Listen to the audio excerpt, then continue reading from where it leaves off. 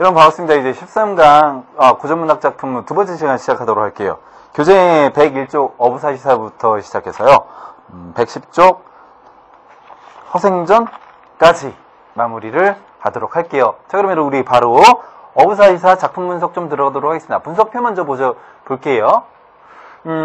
시조죠. 네. 자, 시조의 개념 또는 뭐 종류 이런 것들 여러분들께서 읽어보시고요. 어부사시사의 구조를 좀 보도록 할게요. 이 부분. 어부사시사는요, 1수부터 10수까지 그리고 그 각각의 시에 따라서 후렴구가 살짝씩 달라져요. 무슨 얘기냐면 어부사시사는 여러분들 어부의 뱃놀이 노래거든요. 그래서 배가 출항에서부터 시작해서 귀향할 때까지의 순서로 되어 있어요.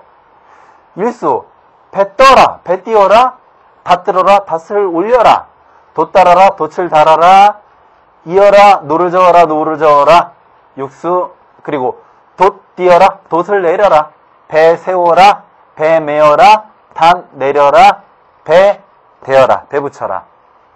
출항에서 귀향으로 이런 구조로 되어 있네요. 다음 특징 좀 보도록 할게요. 대국법과 방업 반복법 그리고 이성법, 원근법 등의 표현법을 사용해서 시상을 전개하고 있다고 이야기했는데요. 여러분 이 부분은 우리 본문에 가서 좀 더 자세하게 설명하긴 하겠지만 특히 대국법이라는 부분에 대해서 여러분들 좀 눈여겨보실 필요가 있는데요. 고전문학 작품 같은 경우에 아주 두드러지게 등장하는 표현상 서술상 특징이 바로 대국법이죠. 자, 우리말의 묘미를 춘사사에서 특히 잘 살리고 있고요. 여음을 배치하여 작품의 흥을 돋우고 내용에 사실감을 더한다라는 거. 노전소리 의성화라든지 뭐 그런 것들. 다른 시조와의 차이점. 여음구가 등장하고요. 그리고 후렴구가 등장하고요. 그래서 말씀드렸듯이 여음구에서 베이 출향에서 정박까지 과정이 드러나고요. 후렴구에서 노젓는 소리의 의성어, 지국청, 지국청, 어사화가 있다는 거 알아주시면 되겠어요. 3, 또는 3, 4조의 상한보 음수율을 지니고 있다는 거. 시조의 특성이죠. 형식적 특성이에요. 시간의 흐름에 따라서, 시간의 흐름이라는 건 봄, 여름, 가을, 겨울, 네, 계절의 변화예요. 시상을 전개하고 있다는 거.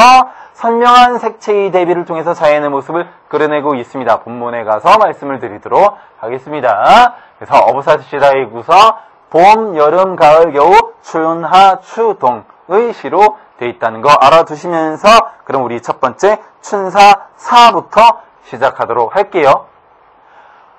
계절감을 나타내는 시어 그리고 운율과 후렴구의 기능을 이해하는 것이 중요하겠습니다.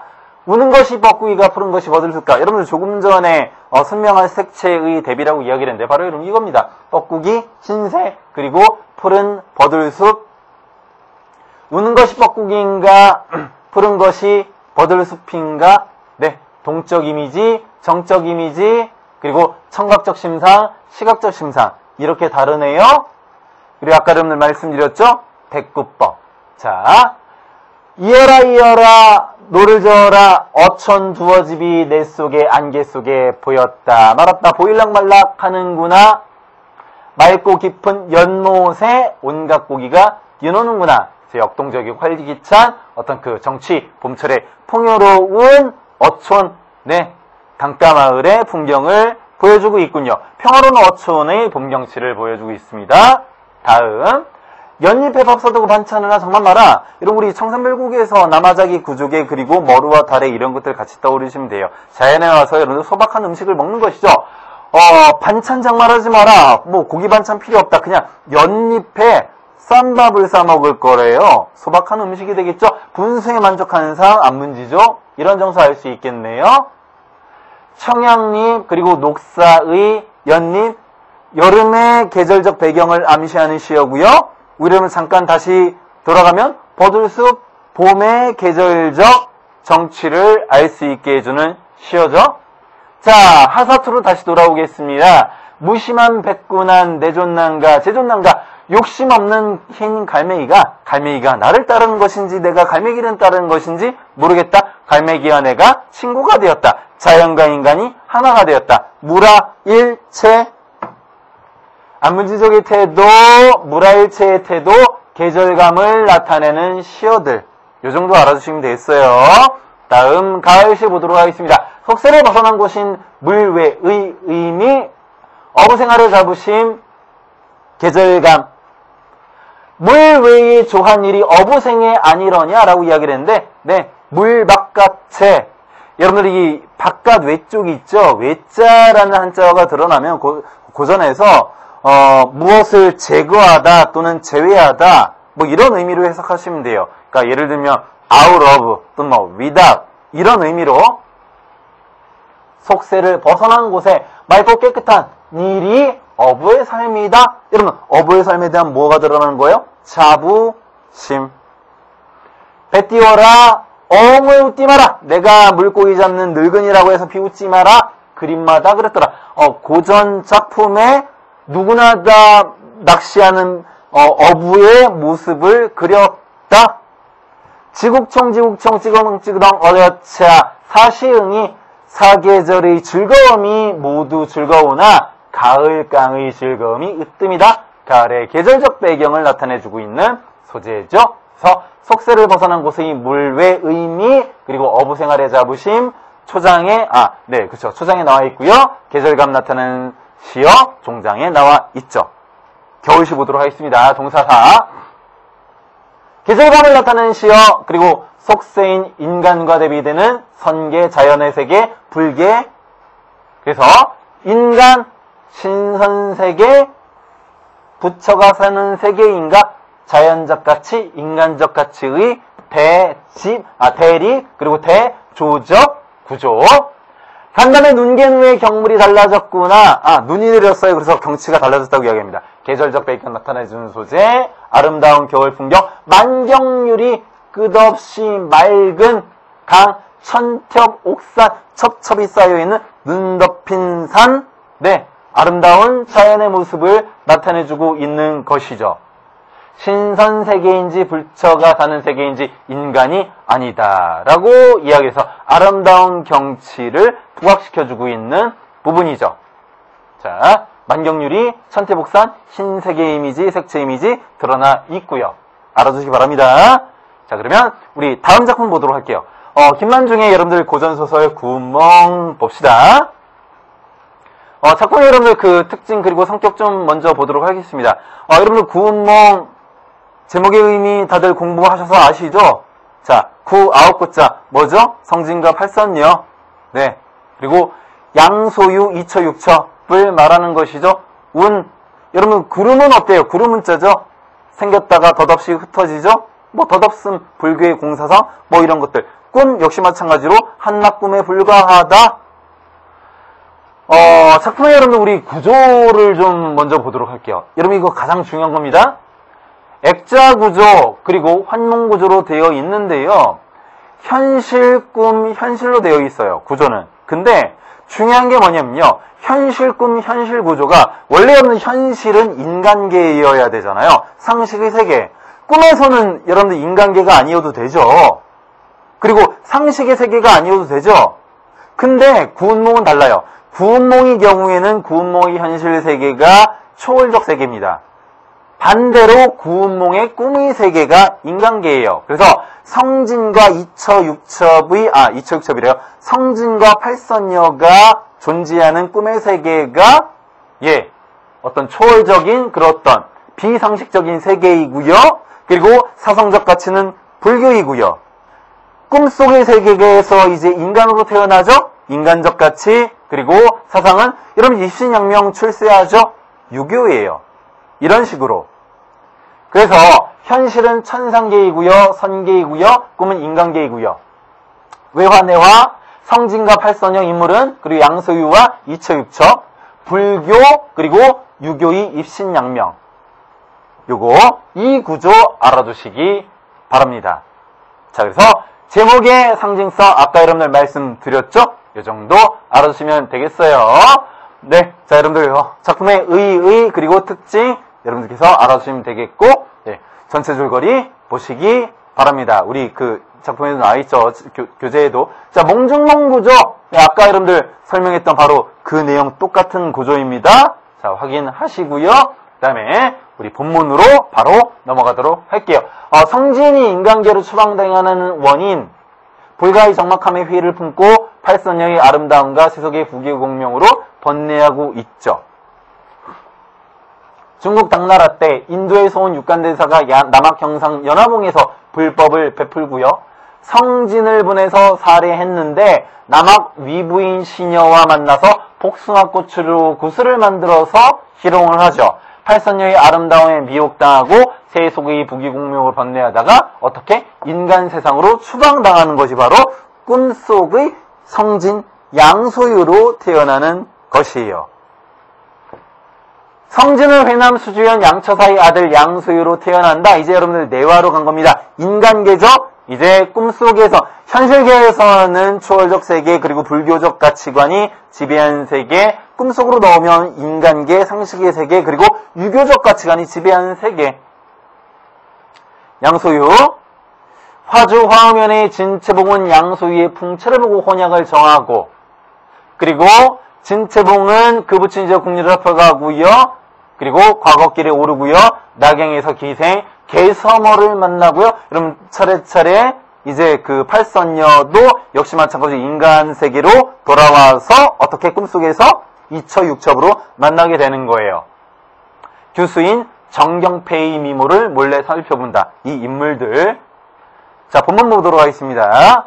양승상 등고망원, 진상인 반본헌원. 양승상 등고망원, 양승상이 산에 올라가서 망원, 먼 곳을 바라보니 진상인 반본헌원, 진리를 깨달은 사람이 다시 되돌아온다. 네, 양소유가 인간으로 성진이 꿈속에서 양소유 인간으로 태어나서 속세의 부귀공명을 다 얻었으나 이 부귀공명이 모두 헛됨을 깨닫고 다시 꿈에 깨어나서 그 성찰을 하게 된다. 깨달음을 얻게 된다. 진상인 반본헌원. 이 소설의 주제의식과 그리고 앞으로 전개될 사건에 대해서 이야기해주고 있는 부분이죠.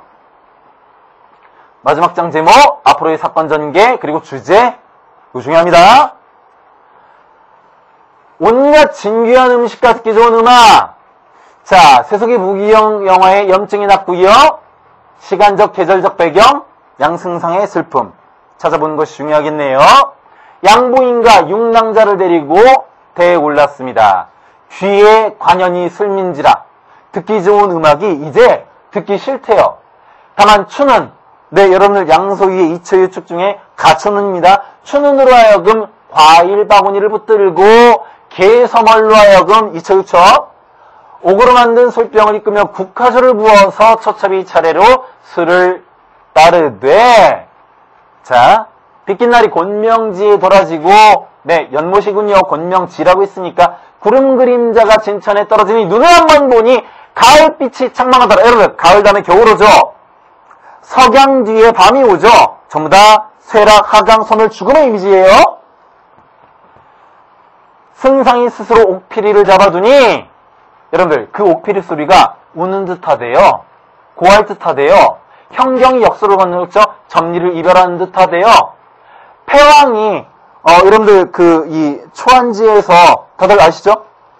장중의 우위를 돌아보는 듯하니 이제 전쟁의 어떤 그 패전을 앞두고 모두 다 슬프대요. 그래서 지금 보는 여러분들 오늘날 통소 소리가 어떻게 일이 오열하는 듯하게 슬프니 옛날에 그 즐겁던 퉁소가 아니다. 여러분들 옛날에 즐겁던 퉁소는 깨달음 이전이고 이제 퉁소 소리가 인간의 무기 영화가 슬프다고 하니 깨달음을 얻게 되는 것이겠죠. 각성의 시그널이에요. 신호. 요거 매우 중요한 거. 옛날 퉁소 속세에 대한 즐거움, 오늘 퉁소 속세에 대한 염증과 회의. 중요하군요. 자, 여러분들 구멍 이 정도 알아주시기 바라고요. 다음 춘향전 보도록 하겠습니다. 자, 여러분들 작품 우리 구두정리부터 좀 보도록 할게요. 사상적 배경 보겠습니다. 인간평등 자유연애 사회개조 그리고 연려불경 2부 있는데요. 인간평등 사상 춘향이 신분 상승을 하게 되죠. 자유연애 사상 신분의 벽을 뛰어넘는 이몽룡과의 사랑, 사회개조 사상 탐관오리에 대한 어떤 징계, 징벌, 연려불경 2부 지주와 정절. 그러니까 이 그 조선 말기 후기 당시에 여러 개의 그런 어떤 가치관들이 다 드러나 있는 거예요. 그러니까 예를 들면 춘향이가 신분 상승을 했어. 이건 뭐야? 당시 평민들의 그런 어떤 신분 상승 욕구가 드러나는 거야 하나. 근데 춘향이가 뭐 했어? 옥에 갇혔죠. 옥은 뭐예요? 통과 의리에. 옥에 갇히지 만약에 않았다고 하면, 다시 말하면 변사또의 수청을 들었다고 하면 나중에 신분 상승 못했겠죠. 이몽룡이 내려와서 둘 다를 처벌했겠죠. 통과 의례적 공간인 거예요. 그리고 신분 상승이라는 건 당시 조선시대 말기의 평민들의 어떤 바람과 욕구가 드러나 있다는 거. 자유연의 사상, 당연히 조선 말기 후기의 진보적 사상이겠죠? 이런 것들이 있고요. 자, 그러면 이런 것들은 진보적 의식이라고 우리가 할 수, 또는 서민의식이라고 할 수 있겠는데, 반대로 연려불경이부, 수저를 이야기하는 이런 것들은 뭡니까? 유교적 사상이죠? 봉건적 사상이죠? 아, 그렇구나. 춘향전에는 이렇게 진보적 사상, 서민의식과 그리고 유교적 사상, 봉건적 의식이 동시에 혼재한다는 거. 그래서 춘향전은요, 평민의 문학이자 그리고 양반의 기호에도 부합하는 양반과 평민이 공유했던 문학이라는 거. 알아두세요. 다음. 네, 주제. 표면적 주제, 신분을 총괄한 상황과 정절, 유교적 교훈이죠. 내면적 주제에는 탐과 놀이에 대한 저항과 신분적 제약을 뛰어넘는 인간 해방, 인간 존중 사상이 드러나 있다는 거. 근원설화는요, 암행어사, 네. 그리고 연력, 관탈민녀는 뭐냐면요, 관원이, 즉, 국가가 민간의, 여인을 빼앗아 간다는 이야기예요. 신원설화, 네. 어떤 그 서럽고 원통한 그런 어떤 원혼을 풀어주는. 그래서 이러한 근원설화들이 있다는 거 알아두시기 바랍니다. 춘향전 여러분 판소리계 소설이에요. 그래서 판소리의 잔재들이 굉장히 많이 남아있거든요. 여러분 혹시 기억하시나요? 우리 현대문학에서 태평천하 판소리계가 아니라 판소리의 잔재가 굉장히 많이 남아있다고 말씀을 드렸었죠.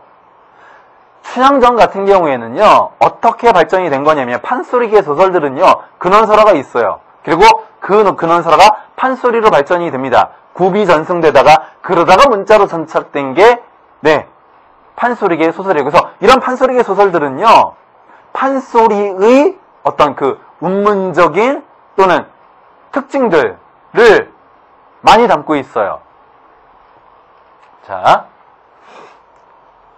작품의 특징 보도록 하겠습니다. 사사적인 운문체와 산문체가 결합했다. 구어체가 사용되었다. 해학적이고 풍자적인 표현이 많고 서술자의 개입이 두드러진다. 그리고 열거 반복 과장 등을 통한 확장적 표현으로 장면을 극대화했다. 장면의 극대화에 대해서 간단하게 설명하고 넘어가도록 하겠습니다. 장면의 극대화는 뭐냐면요. 여러분 판소리계 소설이라고 했죠. 판소리 같은 경우에는요. 특정 텍스트가 없고요. 줄거리 커다란 줄거리는 똑같대. 구연자에 따라서 그때 상황에 따라서 달라져요. 무슨 얘기냐면 예를 들어서 내가 창자야. 근데 오늘은 왠지 기분이 춘향이가 옥에 갇혀 슬퍼하는 부분을 부각시켜주고 싶어. 그럼 그 부분만 길게 확대해서 보여주는 거예요. 자세하게. 이게 여러분 장면의 극대화예요. 근데 오늘은 좀 기분이 좋은걸? 그래서 신명나게 이도령이 이몽룡의 암행어사 출도 부분을 신나게 좀 이야기하고 싶어. 그럼 이 부분이 확장되는 거예요. 장면을 극대화합니다. 주로 쓰인 방법들, 열거, 반복, 과장 등이 서술 기법이 사용된다는 거. 아세요? 자, 작품의 전체 줄거리 이런 식으로 되어 있고요. 자, 그러면 네, 인물의 성격, 춘향이 유교적 이념에 충실한 정절의 인물, 신문제약을 뛰어넘어 이몽룡과의 사랑을 성취하고 의지적이고 진취적인 시대의식을 지닌 인물. 자, 이몽룡. 네, 민중들의 기대와 일망을 실현하는 인물. 어떤 인물입니까? 결국에는 춘향이와의 사랑을 이루고 그리고 탐관오리를 징벌하게 되죠. 자, 나머지 월매향단이 방자 변학도 여러분들께서 읽어보시기 바랍니다. 우리 교재에 나와있는 핵심적인 인물들 춘향, 이몽룡이에요. 자, 판소리계 소설의 특징이라고 말씀을 드렸는데요. 판소리계 소설 아까도 살짝 말씀을 드리기는 했지만 다시 한번 여러분 그 머리만 조금 읽어보도록 할게요. 적층문학, 여러분 적층문학이라는 건 고비문학이에요. 입에서 입을 통해서 그 스토리가 발전, 변화되는 자 3, 4조 또는 4, 4조 중심 운문체 왜? 창이 있잖아요.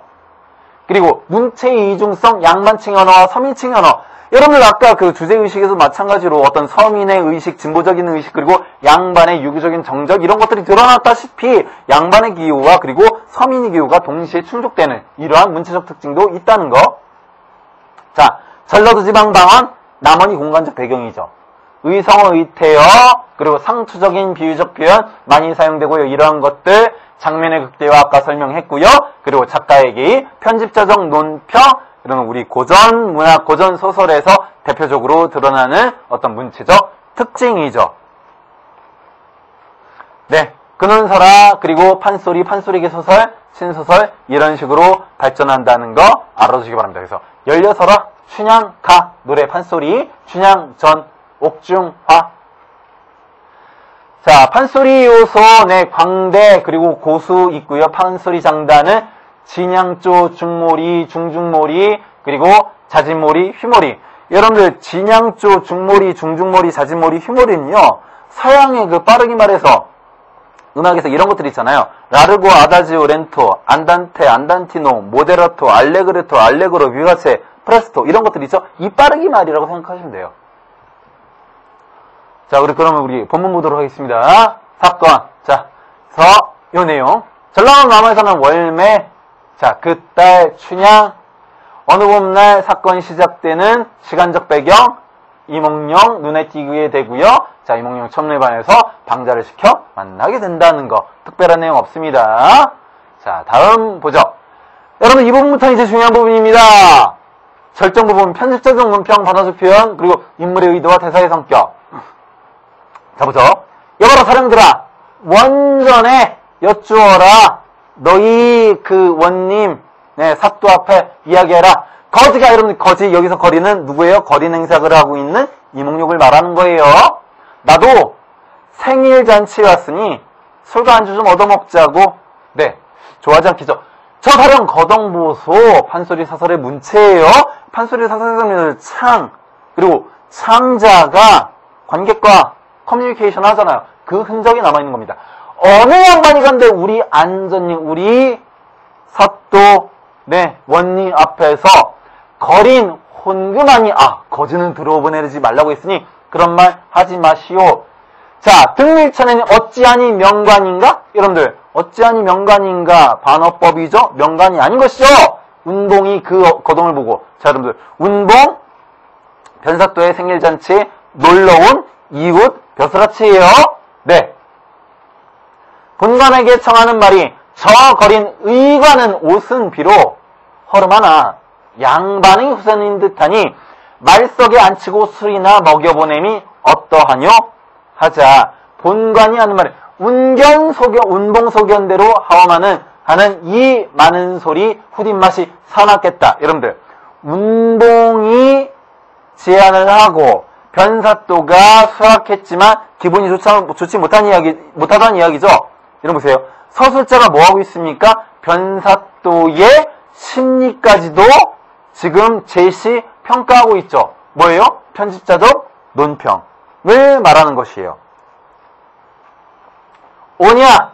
도적질은 내가 하나, 오라는 내가 져라. 네, 오라. 포성을 말하는 것이죠. 자, 이몽룡의 대사입니다. 다음 보도록 할게요. 편집자적 논평 마찬가지로, 그리고 언어 유희 표현, 네, 이런 것들 알아주셔야 되겠어요. 자, 그럼 우리 본문 좀 볼까요? 언어를 보도록 하겠습니다. 상을 발로 탁 차동지면, 그러니까 맛있는 주한상 가져온 게 아니라 이게 게상판에 탁 채져보면 콩나물, 깍두기, 막걸리 한 사발, 그러니까 허름한 거예요. 여기 보고서 상을 발길로 탁 차 던지며 운동이 갈비뼈 여기 쿡 찌르면서 직신 갈비 한 대 먹고 싶네요 라고 하는 걸 갈비뼈를 찌르면서, 이러면 이거 말장난이죠? 언어 유희예요. 그래서 운동이 다라도 잡수시오 하고 하는 말이 해악성 부유한 거죠. 언어 유희. 이런 잔치에 풍요로만 놀아서는 맛이 적사오니 차운 한 수씩하여 운을 내서 시를 지어보는 것이 어떻습니까? 하자 높을 고자 그리고 기름 고자 두 자를 내어서 시를 짓게 되네요. 자, 그래서 거린거울에서 여러분들 그 이몽룡이 대사입니다. 추구건이나 읽었으니 나도 책을 읽었으니 술과 안주를 맛있게 먹었으니 나도 시를 지어볼게요 라고 하면서 시를 지었는데, 자, 금준미주 천인열 옥반가요 만성고 총론학시 민론학 가성고처 원성고 금준미주 천인열 금동이에 든 술은 만백성의 피를 짜서 만든 술이요. 옥반가요 만성고 옥쟁반의 아름다운 맛있는 안주는 만백성의 기름을 짜서 만든 것. 자, 총론학시 민론학 촛불 눈물 떨어질 때 천둥 떨어질 때 백성의 눈물도 함께 떨어지고 가성고처 원성고 생일잔치상 노랫소리 높은 곳에 백성의 원망소리 높다. 아주 풍자적이죠? 좋은 시예요. 이런 것들. 본관의 정체 뭐예요? 어사또를 생각하여 지었겠다. 민정 백성들의 고충을 생각하고. 의미 알아두시기 바랍니다. 한시의 의미. 자, 봉산탈춤으로 넘어갈게요. 자, 봉산탈춤 여러분들 내용 좀 정리할 텐데요. 핵심적인 건 여러분 이거예요. 전통 가명극과 서양 연극의 비교인데요. 전통 가명극하고 서양 연극은요, 여러분 이렇게 보세요. 속성이 달라요. 요 두 가지 속성만 여러분들이 딱 기억을 하시면 이 구조를 파악하시기 좋을 거예요. 전통 가명극은요, 여러분들 어디에서 상영이 됩니까? 무대에 있어요? 무대 없죠? 그냥 마당놀이죠. 그래서 보세요. 창자 또는 구연자 하고요, 등장인물하고요, 객석 관객이 구분되어 있어요? 안 구분돼? 구분이 안 돼 있어요. 대화도 하죠. 어떤 성격 띈다? 세 글자. 개방성. 그러나 서양의 연극은 어떻습니까? 철저하게 구분되어 있죠. 대화 나누지 않죠. 아, 물론 현대의 실험극은 대화 나누죠. 그러나 전통 연극을 말하는 거예요. 서양의 연극. 분리되어 있죠. 대화 안 나누죠. 폐쇄적. 아, 그렇구나. 우리의 가명극은 어떻다? 개방적이다. 서양의 연극은 폐쇄적이다. 이 특징 기억하시면 돼요. 자, 보죠. 각 과장이 독립적으로 구성됐고 각 과장이 인과적으로 구성됐다. 여러분 이건 뭐냐면요. 각 과장, 각각의, 예를 들면 서양의 막과장이에요. 이것이 이야기가 다 달라요. 뭐 양반춤, 미알춤 다 다른데, 근데 이런 특징이 있어요. 이 옴니버스식으로 구성되어 있는 전체의 동일 주제는 권력자에 대한 비판이라는 거. 관객 참여 여부, 여러분 개방적이라고 했잖아요. 참여할 수 당연히 있겠죠. 폐쇄적이라고 했죠. 참여하지 못하겠죠. 능동적이고요, 수동적이에요. 공연 장소와 무대가 일치합니다. 그러나 무대 장치가 필요해요. 그리고 공연 장소와 무대 장치가 불일치해요. 이유는 예를 들면 동숭동 대학로에서 공연을 하는데 극중 장소는 여러분 어디예요? 프랑스 파리라고 하면 여러분 극중 장소와 그리고 네, 무대가 위치하고 있는 장소가 다르죠? 불일치한 거예요. 무대와 객석의 구분이 없죠. 왜? 마당놀이잖아요. 그러나 무대와 객석의 구분이 있다라는 거. 폐쇄적, 개방적. 네. 자, 극중의 시공간을 자유롭게 선택할 수 있지만 시공간에 제약을 받는다. 예를 들어서 그 희곡의 배경이 겨울이에요. 겨울에 해야 되겠죠. 이런 제약들 폐쇄적이기 때문에 알아두시기 바랍니다. 자, 극중의 시공간과 공연 현장의 시공간이 구별되지 않는다. 그래서 여러분들 자유롭게 커뮤니케이션 돼요. 관객과. 그러나 엄격히 구분되기 때문에 커뮤니케이션이 되지 않는다는 이런 특징을 가지고 있습니다. 알아두시기 바라고요. 네.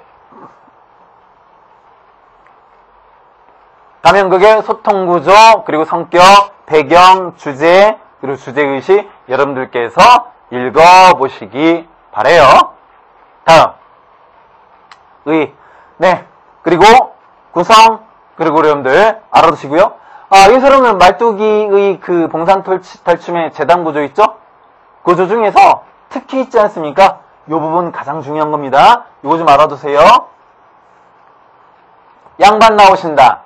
양반이라고 하니 지체 높은 양반인 줄 아시는데 그렇지 않습니다. 계잘양 양자에 개다리 수반 만자 쓰는 네, 양반입니다. 조롱이에요? 야 이놈 뭐야? 이 양반들 어찌 듣소? 지체 높은 양반이라고 하였어? 양반이라네. 이 재담의 구조 꼭 알아두시기 바랍니다. 여러분 마지막에 여기 하나 빠지긴 했는데 이 다음에, 이 앞에 쉬 있고요. 그리고 춤 있어요. 쉬는 재담을 시작하는 기능, 주의 집중하는 기능, 춤은 여러분 갈등했죠? 누구와? 말뚝이와 양반이 한바탕 어우러져서 춤을 춰요. 갈등의 두 글자 해소. 그러나 완전한 해소는 아니다. 왜? 그 재담이 끝나면 또 다른 재담에서 대립하기 때문에. 따라서 갈등이 어떤 해소다? 영구적 해소가 아니라 일시적 해소다. 알아보세요. 나머지 글자놀이, 취바리, 잡아드리기, 재담 여러분들 읽어보시기 바랍니다. 특징 읽어보고 본문 갈게요. 방언, 익살, 해야, 풍자가 두드러지고요. 양반을 조롱하는 재담과 언어유희가 돋보이고요. 비속어와 한자어가 동시에 사용되어서 언어 사용의 양면성을 보이고 있고요. 여러분 비속어와 한자어가 동시에 사용되었다. 우리 여러분들 이 춘향전 똑같아요. 네, 양반의 기호 그리고 서민의 기호, 서민의 기호, 양반의 기호. 재단마다 한데 올려주는 춤과 음악의 배합으로 긴장과 갈등이 일시적으로 해소된다. 서민적인 재치가 풍기는 언어를 구사하여 당시의 생활상을 반영하고 있고요. 근대적인 서민의식을 바탕으로 단어 및 익살 과정 등을 사용해서 고도의 풍자성을 이루어내고 있다는 거 알아두시면 되겠어요. 자, 전체 줄거리 이렇게 되어 있다는 거 알아두시기 바랍니다. 네. 자, 인물의 성격, 탈의 특징 이렇게 되어 있다는 것도 여러분들 참고로만 알아두시기 바라고, 네, 갈등의 양상, 네, 알아두시기 바랍니다. 마찬가지로. 자, 그럼 우리 본문 볼게요. 번거지를 쓰고 채찍을 들었다. 여러분들 번거지, 채찍, 쾌자복권, 그리고 부채장주 이런 어떤 의미를 가지고 있습니까? 번거지와 채찍은 누가 들나요? 마부가 들죠. 하인이 들죠. 즉 다시 말하면 말뚝이, 하인을 상징하는 소재들이에요. 자, 쾌자복권 그리고 부채와 장주, 여러분 이거 누구를 상징하는 상징물들입니까? 양반이죠. 말뚝이, 하인의 신분, 그리고 양반의 권위를 상징하는 소재라는 거 알아두세요. 자, 다음 보도록 할게요. 네. 이제 재담 시작하네요. 재담 시작 말씀드렸죠? 자, 양반 나오신다. 여러분 이거 뭡니까? 양반 재담의 시작, 그리고 이런 재상인 줄 알지 마시오. 개잘량, 개가죽 방석, 그리고 개다리 밥상, 반차 쓴 양반, 조롱이네요. 양반이 호통하네요. 말뚝이가 뭐합니까? 이런 지체 높은 양반입니다. 뭐예요? 변명하죠? 재담 구조가 나와 있네요. 춤과 재담의 경계, 춤에서 대사로 전환되고요. 극적 분위기를 조성하고요. 재담의 시작. 자, 화자의 은밀한 폭로를 예교하고요. 악공과 관객의 대상을 로하고요. 새로운 사건의 시작을 알리는 기능을 한다는 거. 재담 구조. 자, 사명제분이 나오신다 그래서 이생원이라네 양반의 안심. 재담 중에서 모두 춤을 춘다. 한바탕 춤. 여러분들 갈등이 뭐라고 있습니까? 해소. 근데 완전한 해소다 아니면 여러분 일시적 해소다. 갈등의 일시적 해소. 이 정도 알아주시면 되겠습니다. 그래서 재담의 마무리, 춤의 기능, 희극적 반어적 성격. 희극적 반어적 성격이란, 희극이라는 건 뭐냐면요, 양반을 그렇게 조롱을 당했으면서 좋다고 춤을 춰요. 우스꽝스럽게. 반어적 성격은 뭐냐면요, 양반이 그리 웃을 일이 아니에요. 지금 심각한 문제예요. 근데 어떻게? 즐겁잖아요. 반어적 성격. 자, 장면 전환의 역할. 이 재담이 끝나고 다른 재담으로 넘어가게 되는 거죠. 관객의 흥, 신명, 갈등이 어떤 해소? 여러분들 이게 중요한 거예요. 일시적 해소, 재담 내용을 구분한다라는 거. 재담 단위로. 다음 재담 보도록 하겠습니다. 여보, 구경하시는 양반들 말씀 좀 들으시오. 짤짤한 곤방대로 담배 피우지 말고 연죽전 가서 이런 예쁜 담뱃대를 맞추어가지고 저 재령 나무리 거의 걸듯 쭉 걸어놓고 잡수시오. 뭐야 이 양반들 어찌 줬어? 여러분들 전부 다 똑같이 어때요? 조금 전에 양반, 재담, 쉬부터 시작해서 네, 양반의 호령, 그리고 말뚝이의 조롱, 질체, 이 재담의 구조가 모두 똑같이 반복되어 드러나고 있죠? 재담의 구조 알아두시기 바랍니다. 여러분들 여기서 출제가 이와 저희 지시적 표현 이해라고 이야기를 했는데요. 요거 여러분들 새로운 교육과정에서 뭐 이, 저, 그, 뭐 이런 그 지시어의 의미를 나타내는 표현들에 관한 문제가 가끔 출제되기도 했는데 검정시험에서는 이 부분이 안 날 거예요. 예. 여태까지 나지도 않았고 그러나 여러분들 잠깐 하나 뭐 나왔으니까 설명을 하면 이거죠. 우리 문법 시간에 이거죠.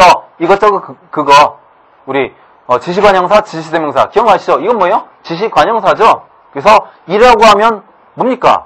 화자를 중심으로 화자에게 가까운, 그리고 그는 화자와 청자를 중심으로 했을 때 청자에게 가까운, 화자로부터 멀고, 저는 뭐예요? 화자와 청자에게 동시에 먼 거, 심리적인 거리를 말하는 거예요. 이는 심리적으로 화자에게 가까운, 그는 화자에게 멀고 청자에게 가까운, 그리고 저는 둘 다 먼. 이런 거. 자, 담배와 화나 시끄럽게 떠다는 것을 금하라고 하였어. 자, 화나를 금하였다네 모두 다 춤을 춘다. 재담 똑같죠? 이런 것으로 되어 있습니다. 자, 그럼 우리 허생전 보죠. 허생전 이제 우리 마지막 작품입니다. 내용 볼게요. 작품을 통해서 알 수 있는 당대의 시대적 배경, 역사적, 정치적, 경제적 배경, 중세에서 근대로 넘어가는 과도적 시기고요. 정치적 배경은 극심한 당쟁으로 인한 정치적 혼란기, 그리고 경제적 배경은 화폐 유통, 수공의 발달 등에 의한 부의 촉적으로 인해 신흥 상인 계급이 등장했다는 거. 변시죠, 변시. 돈을 벌잖아요. 그리고 허생도 마찬가지로 물론 매점매석해서 돈을 벌긴 했지만 이거 말하는 것이죠. 정치적 배경 같은 경우에는 이런 북벌을 한다고 했는데 실제로 이러지도 저러지도 못하는 그렇던 이 상황, 이것을 말하는 것이죠. 자, 사회적 배경, 경제적 향상에 의한 신문제도의 동요, 그리고 사회변동으로 양반사대부가 야유와 풍자의 대상이 됐다는 것. 그 정도 알아두시면 되겠습니다. 여러분 그 연안박지원 문학의 핵심은요, 양반이 비판과 풍자의 대상이 돼요. 시점, 주제, 관련 사상, 이용생 실학사상, 네, 이 정도 알아두시기 바라고요. 특징, 냉수적 현실 풍자, 그리고 사건의 요약적 서술, 인물 간의 대화를 통한 주제 제시, 실학사상 바탕으로 하고서 당대 현실에 대한 비판적인 기억을 촉구했다. 뭐 이런 것들 좀 알아두시기 바랍니다. 여러분 여기서 미완의 결말 구조를 취한다고 이야기를 했는데요. 미완의 결말 구조로 갖는 이유는 뭐냐면요. 이 열알기에서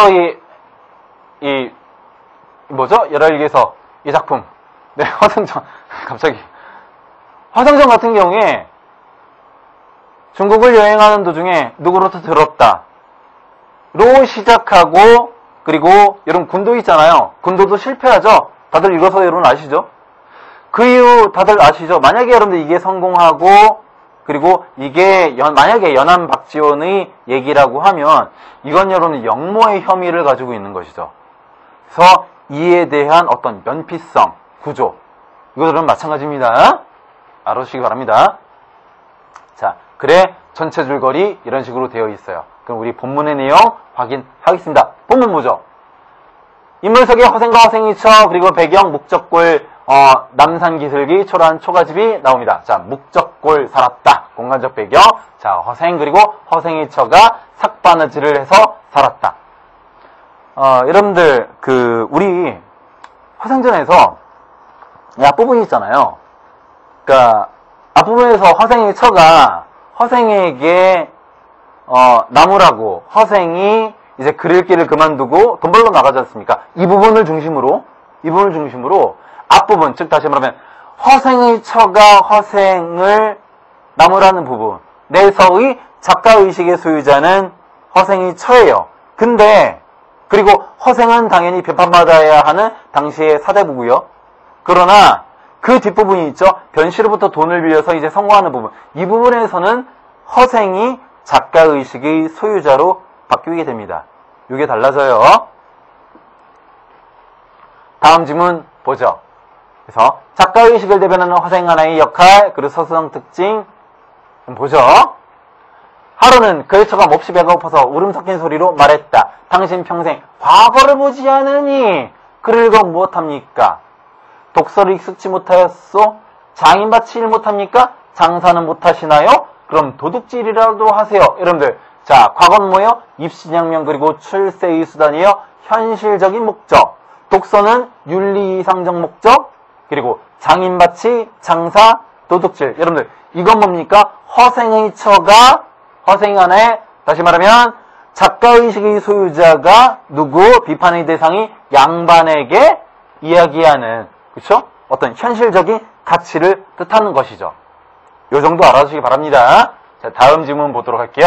그래서, 허생은 읽던 책을 덮어놓고 일어서며, 아깝다. 글 읽기로 10년을 기약했는데 이제 7년밖에 되지 않은가 하고 휙 문 밖으로 나가버렸다. 라고 해서 여러분들 이 부분까지 있죠? 이 부분까지의 작가의식을 대변하는 인물은 허생의 아내이고요. 그리고 허생은 비판받는 사대부 양반이라는 거 요거 알아두시기 바랍니다. 다음 질문 볼게요.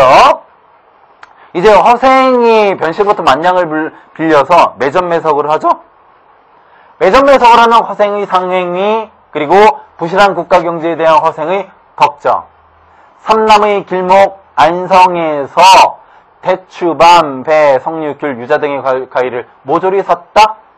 여러분, 이 과일들은 당시에 백성들이 잘 먹지 못하는 양반의 허리허식을 대표하는 것들이에요. 이런 것들을 매점매석한 거예요. 허생이 과일을 몽땅 쓸었기 때문에 잔치나 제사를 못 지냈다. 네. 자, 그래서 허생의 상행위가 매점매석이었다는 거.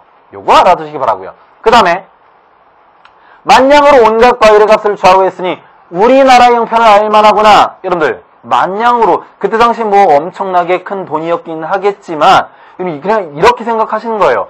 개인에게 돈을 빌릴 수 있을 만큼의 어떤 그 많은 액수를 가지고 개인이 국가의 경제를 어떻게 한 거예요? 농산물을 좌지우지한 거죠. 그만큼 그때 당시에 경제 기반이 취약했다는 이야기죠. 리스크에 약했다는 이야기예요. 그는 다시 칼, 호미, 포목 따위를 가지고 제주도에 건너가서 말총, 역시 마찬가지로 양반의 허리허식을 나타내는 소재입니다. 말총 갖다가 뭐 했습니까? 뭐 각근을 만들다든지 아니면 붓을 만든다든지 이랬겠죠. 이때 변산의 수천의 군도, 도적들. 여러분, 이 군도를 통해서 우리가 알 수 있는 건 뭐냐면요. 당시 조선 후기 때의 어지러웠던 시대상. 그러니까 전쟁이 외란과 호란이 끝난 뒤에 백성들을 먹여 살리지 못했죠. 그렇기 때문에 군도, 어쩔 수 없이 도적질을 할 수밖에 없었던 그런 비참한 시대의 현실 상황이 등장하죠. 자, 이거 여러분들 알아두시기 바랍니다. 당시의 시대 현실. 자, 양민으로서 살아가기 위해 필요한 조건들이 나옵니다. 아내가 있어야 되고요. 집이 있어야 되고요. 소가 있어야 되고요. 논밭이 있어야 되고요. 당시에는 농경사회였기 때문에. 네. 자, 아니 왜 그런 양인이 되기를 바라지 않겠어 하면 돈이 없어서 못할 뿐이죠. 네, 이제 자본주의 사회로 온 것이죠. 돈의 어떤 필요성, 현실적인 인식이 드러나는 것이죠. 자, 그래서 군도로 내려가자 군도들은 모두 그를 미친놈이라고 비웃었다라고 이야기를 했네요. 자, 여러분들 우리 마무리 짓도록 하겠습니다. 두 강에 걸쳐서 고전문화, 고전은문가 그리고 고전산문 작품을 우리 여러분들 빨리 간단하게 빠른 속도로 감상을 했는데요. 제시해드린 여러분들 그 작품의 내용들 그리고 짚어드린 핵심적인 내용들 여러분들 복습하시고 시험장에 들어가시면 좋은 결과 있을 것입니다. 자, 여러분 그러면 마치도록 하겠습니다. 수고하셨습니다.